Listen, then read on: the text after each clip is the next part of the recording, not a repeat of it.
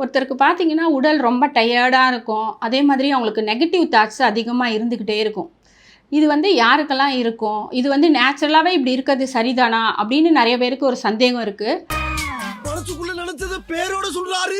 நீங்க பார்த்தீங்கன்னா, இப்போ ஒருத்தருக்கு வந்துட்டு அதிகமா எப்பவுமே நெகட்டிவ் தாட்ஸ் இருந்துக்கிட்டே இருக்கும்.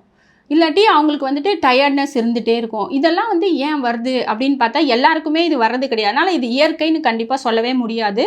ஃபர்ஸ்ட்டு வந்து இது இயற்கை கிடையாது. ஏதோ ஒரு குறைபாடு, ஒரு டெஃபிஷியன்சி உங்களுக்கு இருக்கிறதுனால தான் இந்த பிரச்சனை உங்களுக்கு வருது. அதனால இது நேச்சுரல் கிடையாது. இத வந்து இது இருந்தா நம்ம என்ன பண்றது? ஏன் வருது அப்படின்னா, உங்களுக்கு வந்துட்டு ஒரு விட்டமின்ஸ், மினரல்ஸ் எல்லாம் வந்து கண்டிப்பா கம்மியா இருக்கும். ஃபார் எக்ஸாம்பிள் இப்போ ஒண்ணும் விட்டமின் டி டெஃபிஷியன்சி இருந்தா கூட நீங்க பார்த்தீங்கன்னா, உங்களுக்கு ரொம்ப டயர்ட்னஸ் இருக்கும். இப்போ தைராய்டு ப்ராப்ளம் இருந்தால் கூட டயர்ட்னஸ் இருக்கும். ஜென்ரலாக ஃபெட்டிகு, டயர்ட்னஸ் இருக்குது அப்படின்னாலே ஏதோ ஒரு குறைபாடு உடலில் இருக்குன்னு தான் அர்த்தம்.